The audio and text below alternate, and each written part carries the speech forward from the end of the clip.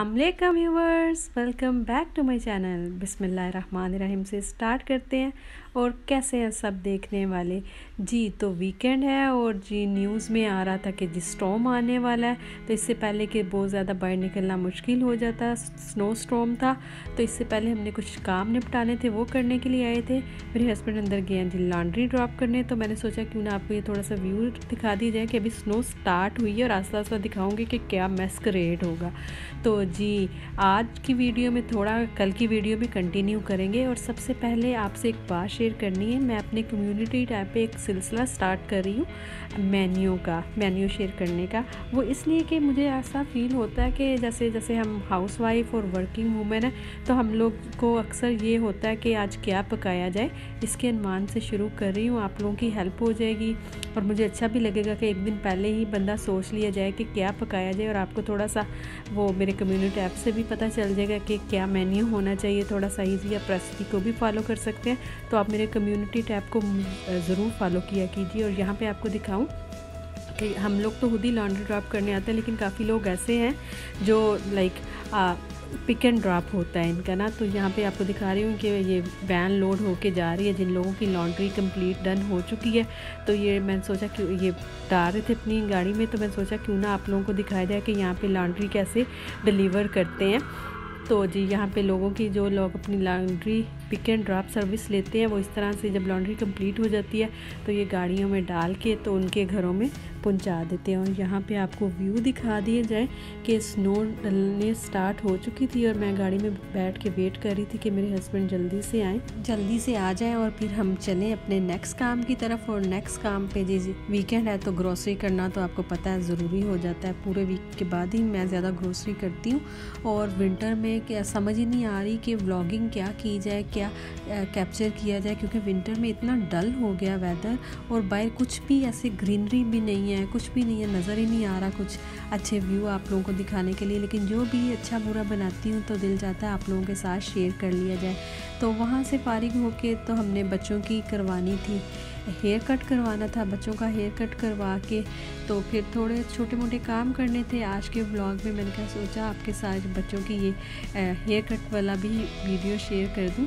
मेरे बड़े वाला बेटा थोड़ा शाय होता है कि वो ना उसका वीडियो बनाया जाए, लेकिन छोटे वाला वो फ़ाइन ठीक रहता है। तो जी बच्चे चले गए थे अंदर अपने हेयर कट लेने के लिए और मैं गाड़ी में बैठी उनका इंतज़ार कर रही थी।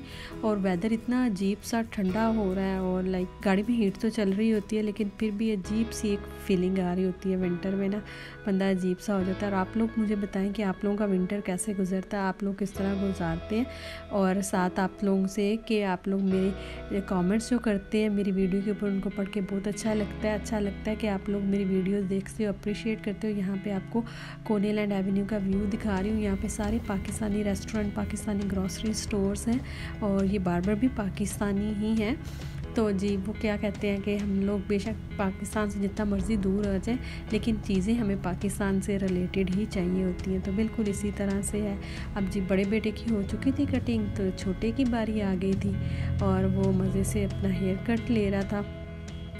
और हेयर कट के बाद तो बच्चों को होता है कि बस जल्दी से शावर दे दिया जाए। यहाँ पे उसकी हेयर कट भी कंप्लीट हो गया था और बस जैसे ही हेयर कट कंप्लीट होता है तो बच्चे कहते हैं कि हमें फ़ौरन से पहले घर ले जाया जाए और शावर दे दिया जाए। लेकिन हम जी आए हुए थे, कोनीलैंड एवेन्यू पे आए हुए थे, फोस्टर पे आए हुए थे, पाकिस्तानी खानों के करीब आए हुए थे, हलाल फूड के करीब आए हुए थे। और हलाल फूड के करीब आए और कुछ खाने पीने के लिए लेके ना जाया जाए ये तो हो ही नहीं सकता। तो टेक्सास आपको पहले भी दिखा चुकी हूँ इनका अच्छा बर्गर होते हैं, चिकन फ्राइड होता है, सैलड वगैरह होती है, मज़ा आता है खाने का। लेकिन आज हमें काफ़ी ना वेट करना पड़ा।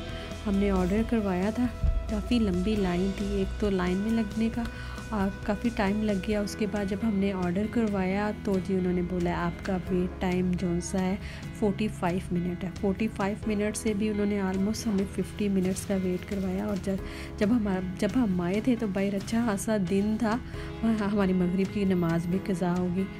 जब हम वापस जा रहे हैं तो जी देखिए अच्छा खासा अंधेरा हो चुका था और यहाँ पे देखिए जी स्नो ने अपना काम शुरू कर दिया था। लेकिन सबसे बुरा हुआ हमारे साथ ब्लंडर, जब हम घर पहुँचे इतने हैसल के बाद, वेट के बाद अपना जी मील ले के घर पहुँचे तो जब हमने खोले बर्गर तो हमने करवाया था जी चिकन हेल्प बर्गर करवाया था, लेकिन उन्होंने हमें जी बीफ हेल्प बर्गर दे दिया। अब इतनी स्नो में कौन वापस जाता, जो भी किया अल्लाह का शुक्र अदा करके खा पी लिया जी। हमने तो सब्र शुक्र करके खा लिया, लेकिन मेरे हस्बैंड को बीफ बिल्कुल पसंद नहीं है, तो उनको थोड़ी सी प्रॉब्लम हुई। हमने माँ बेटों ने तो खा लिया था फिर भी। लेकिन अगर आप लोग भी मेरे साथ अपना एक्सपीरियंस शेयर करेंगे, कभी आप लोगों के साथ ऐसा हुआ कि खाने का इतना लंबा वेट किया और जब खाना खुला तो वो खाना ही नहीं था जो आपने खाना था। तो अगर आज की वीडियो आपको मेरी पसंद आई हो तो प्लीज़ अपने फैमिली फ्रेंड्स के साथ शेयर कीजिएगा। मुझे और मेरी फैमिली को रखिएगा दुआओं में याद, और अपना रखिएगा ढेर सारा ख्याल। अल्लाह हाफिज़।